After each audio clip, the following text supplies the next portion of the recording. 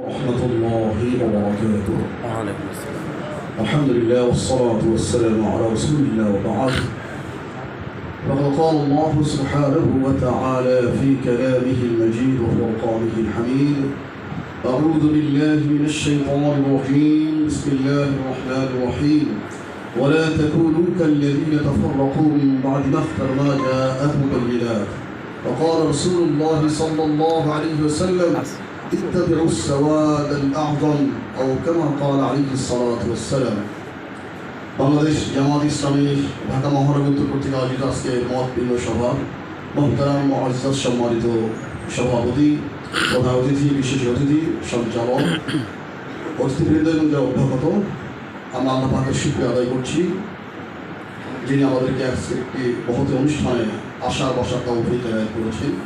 সম্মানিত ভাইরা, সবাই অত্যন্ত শর্ট, আমি আপনাদের সামনে একখানি আয়াতের অংশ তেলাওয়াত করেছি যেখানে আল্লাহ পাক বলেছেন: ওয়ালা তাকুনু কাল্লাযীনা তাফাররাকু, তোমরা সেই সম্প্রদায়ের মতো হয়েও না যারা দ্বন্দ্ব বিষয় নিয়ে পরস্পর দলাদলি মতাদর্শে বিভক্ত হয়ে যায়। দলবাজি করো না। মিন বা'দি মা জাআকুমুল বায়্যিনাত, তোমাদের কাছে সুস্পষ্ট দলিল প্রমাণ কোরআন এবং সুন্নাহর নিদর্শন আসার পর আল্লাহ পাক যেখানে বলেছেন ওয়াতাসিমু, বলেছেন অত্যন্ত ইসলামের ঐক্যকে মজবুত করে ধারণ করো। এতগুলো দলিল প্রমাণ আসার পরও তোমরা ওই সব লোকদের মতো হয়েও না যারা পরস্পর বিচ্ছিন্ন হয়ে গেছে, অসংখ্য দলে বিভক্ত হয়ে গিয়েছিল। সুতরাং আজকে প্রথম কথা হোক আমাদের ওলামায়ে কেরাম যারা আছে আমরা, আমাদের সবার কথা হোক, ছোটখাটো ভুল ভ্রান্তি সবার থাকবে। কুল্লু বানি আদম খাত্তা, রাসূল বলেছেন প্রত্যেক মানুষ ভুলের মধ্যে থাকতে পারে, সবারই ভুল হতে পারে। খায়রুল খাত্তাইন আত-তাওয়াবুন, ভুলকারীদের মধ্যে সবচেয়ে উত্তম সেই ভুলকারী যে ভুল হয়ে গেলে তওবা করে নেয়। আমরা সবাই ভুলের মধ্যে, এখানে কেউ ফেরেশতা নয়, নোবডি ক্যান অ্যাঞ্জেল, কেউ ফেরেশতা নয়, সবাই ভুল ভ্রান্তি আছে। সুতরাং আমার একটু ভুল আছে বলে আমাকে বর্জন করলেন, আপনার একটু আছে বলে বর্জন করলাম, এটি শরীয়ত শিক্ষা দেয় না। কাজে আমরা ভাই আসুন ভুল ভ্রান্তির দিকে না থাকায় আমরা সবাই এক নেক হৃদয় মন প্রাণের সকল দূরত্ব ঘুচিয়ে আমরা সবাইকে বুকে মুখ মিলিয়ে কাঁধে কাঁধ মিলিয়ে হৃদয়কে হৃদয় মিলিয়ে কণ্ঠকে কণ্ঠ উচ্চকিত করে আমরা একামত দিন ইরশাদ দিনের জন্য সবাই এক সাথে থেকে শিশাটা প্রাচীর মতো ঐক্য তৈরি করে আমাদের এই দেশে ইসলাম কায়েম দাঁড়ের পক্ষে আমরা থাকতে পারি। আল্লাহ পাক যেন সে তৌফিক দান করেন, বলি আমিন। আমিন। আরেকটি হাদিস বলেছি, রাসূল বলেছেন ওমান ইয়াইশ মিন বাদি ফাসায়ারা ইখতিলাফান কাসীরা। শোনো হে সাহাবী, আমি আশা করি আমার পর অনেক দিন বেঁচে থাকবে, হয়তো দেখবে ইসলাম কায়েম দায়েম করার জন্য অনেকগুলো দল মত আসবে, অনেক দল থাকবে, অনেক মত থাকবে। তখন কোথায় যাবে তুমি? রাসূল বলেছেন একটা সাফ ফয়সালা।